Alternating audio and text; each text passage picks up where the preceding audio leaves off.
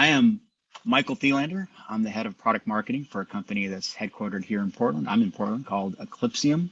Standing in today for Yuri Belizhin, who's our CEO, the CEO and founder of Eclypsium. We'll talk a little bit about Yuri's background in a minute. Neither Yuri nor I, though, are as important in the context of this conversation today as this guy, who I call Bob. Bob is a CISO, right? So he's Chief Information Security Officer for his organization. Bob's got lots of problems. Bob probably looks like this all the time, probably because he knows that his average lifespan in an organization, especially a Global 2000 organization, is about 2.5 years, but mostly because he's got a lot of programs and initiatives going all the time. At any given time, Bob might have, 8, 10, 12 major initiatives that are happening. He's got to look at active threats in the world like ransomware. We just talked about vulnerability and risk program. He knows there's gaps in his vulnerability and risk program. He's got prioritization work to do there. He's really worried about supply chains, right? Supply chain is big and in the news in our huge gaps that we have in supply chain security. He's had to worry about network devices, which we'll dig a little bit more into the fracturing of the old perimeter and people working remote and from home is completely redrawn the old view of a network. He's got to obviously worry about audit and compliance. He reports to the chief risk officer. He's got to assure his cloud workloads. As we were just saying, we've got so much of the environments moving into cloud infrastructure. How does he secure those cloud platforms? How does he assure what's happening in cloud workloads as they move into containerized and Kubernetes environments? He's got to deal with zero trust networking. That's a big thing. If he's in the federal government, he got the executive order, just like everybody else, from President Biden in February that said, we need to pursue zero trust networking across all of our infrastructures, right? So that's another big issue. And then of course, he's got to discover all the active threats and exploits that are happening in his infrastructure all the time. But here's the thing about Bob and the thing that's unique about Eclypsium and what we bring to the table. Under every one of these, and it could be these 8 or 10 or 12, under every one of these initiatives is firmware. And it's a whole different level of abstraction, technology, threats, capabilities. And he's just starting to realize, as a large part of the world is, and the security community is starting to understand, that for any of these initiatives to be successful, I need to figure out how to secure firmware. I need to get all the way down to the secure firmware layer, as it were.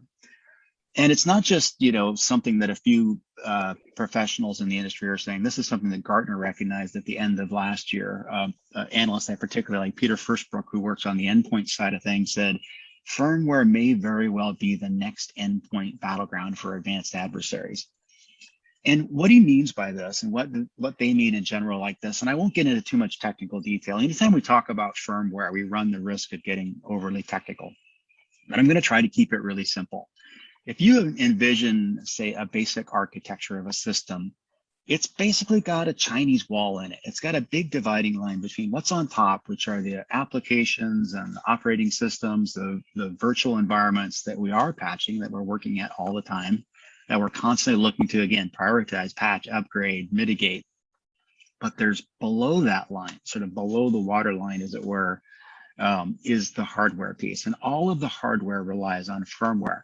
All of the components in a system, whether it's the chipset itself or whether it's memory, the baseboard management controller and servers, there's just a plethora of different kinds of firmware. All of the firmware is largely unprotected. And in fact, we could say that all of the $147 billion that the cybersecurity industry spends on protection today is really above that line. It's above where the firmware kind of resides, where it acts as the security DNA, if you will, of all of the devices, components, and systems that are under that. We're not really spending anything in that area now. And the thing is that probably one of the most critical challenges with firmware security is the bad guys know this. The bad guys are much better actually at firmware and understanding cracks in firmware, how to compromise firmware, how to make it do your own bidding, than we are effectively at securing it. So literally, you can't look at a news feed. You really can't look at it even on a daily basis, but certainly on a weekly basis without finding really significant exploits. They're now moving below the applications, below the operating system, and focusing on issues that are in firmware. Large-scale attacks like the Aruba network attacks that were chained vulnerabilities SonicWall did some massive press and had to do some damage control as well, because they basically had to tell a large number of their customers that you have to effectively swap out your firmware, your versioning immediately because of imminent ransomware attacks. And we're now looking at firmware as potentially a weapon in an organization. You can brick a machine. We were joking about bricking a Macintosh through an upgrade. Well, firmware is a really good tool for doing that. There's some really good, if you want to go look at some interesting videos on the Eclypsium website, or just go to YouTube and look up Eclypsium, look at some examples of how we've used firmware Black Hat to completely brick a number of, say, Dell systems or Lenovo laptops, or the brand doesn't really matter. So if we've got this space in firmware and we've got these critical issues that are in firmware, why is this a problem? Why is this just so difficult? And, I think James did a really good job talking about vulnerability management, how it's matured as a discipline, and how it's focused on prioritizing and collecting and collating that information and getting the right things fixed. Why is this still so hard? Well, there's 3 reasons that securing firmware is very, very hard. And there's 3 ways Eclypsium makes it easy. I'm going to try to go through this and try really hard not to make it sound like a commercial. I hope you take some facts away from this. But the first reason that it's really difficult is that organizationally, firmware is very, very elusive. Even if you're a small organization with really one person in Bob's role as a CISO, typically there's multiple groups and departments and teams involved. And some of our largest customers that are in banking and finance and that are in, say, cloud infrastructure and security, there's a lot of teams. There's the server team, vulnerability management team, supply chain team, patch management team, threat and incident response, those guys that are looking at active exploits.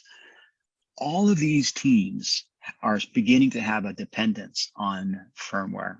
Firmware has now become a part of what they do. Even the threat and incident response teams are looking at what we call indicators of compromise now that are nested within firmware that you can only see by really inspecting firmware within a system to look whether that particular system has been compromised or whether the integrity has been foiled by something else. So first thing is it's elusive. And what I mean by that is organizationally, it's really hard to figure out with this particular hot potato where it actually lands. Okay.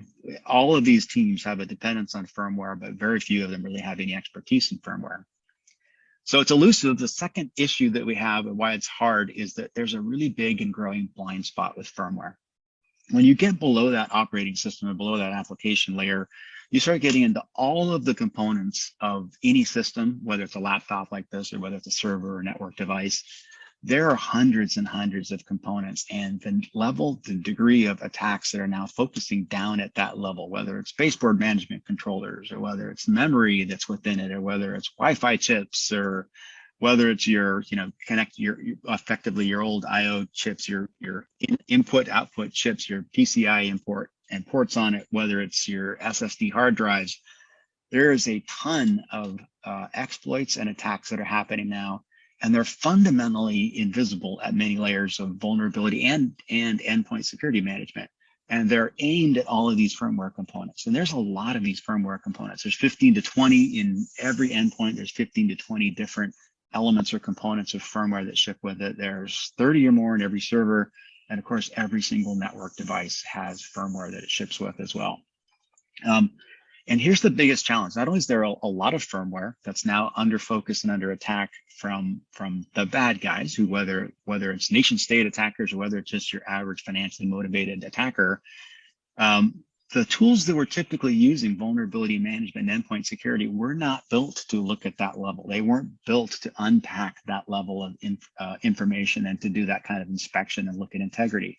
Not a knock on any vulnerability management tools, but this is a different game. It's hardware and sub-hardware level in an environment that's constantly evolved over the last 5 years. So now there's as many firmware components often as there are software components above that line that have vulnerability. So that's the second reason is it's first off, it's very, very elusive. The second law is that there's a huge blind spot there. Third reason is that firmware is really everywhere in the organization. And what I mean by everywhere, every team, every technology, every piece of hardware has firmware. So that's endpoints, that's dealing with implants and what we call UEFI, the Unified Extensible Firmware Interface, the standard firmware interface that connects all those for laptops. There's issues in data centers, there's cloud environment, there's lots of great studies on like super micro servers that have had issues with firmware implants. It's in network devices, and obviously it's in connected devices. It's in the connected devices that are around me here, and the routers and bridges and everything else. So I've got firmware virtually everywhere, not just a lot of it in every given piece, but everything that I've got that I rely on. So those are the three things that just make firmware really, really difficult. It's what creates that hot potato scenario. So I won't go a lot into the history of how we got to where we are. Eclypsium has been doing this for about going on 4 years now, but we've always done the same three things. In principle, we do three things. First off is help our customers identify firmware in their environment. So do the inventory of devices and start unpacking the firmware, building a catalog. Basically, it's sometimes called the firmware bill of materials or FBOM, but it unpacks all of the specific components of firmware. So we list and catalog where the firmware came from, which version it is, who's responsible for it, build out profiles of all of that sub-OS visibility. Second thing that we help our customers do is then verify that firmware. So for every piece of firmware that's on your system at startup at boot, there's a good version of that somewhere. There's sort of a golden standard version of that. So we can verify that, what we detect on our customer endpoint servers, network devices, against the world's largest database of firmware profiles. There's about 4 billion going on million profiles that we keep as a constant record of. Probably the biggest library of firmware on the planet to be able to tell if we have appropriate integrity from what we're seeing in the firmware that's in a system. And so we assure the integrity of it. We validate the baseline details of it.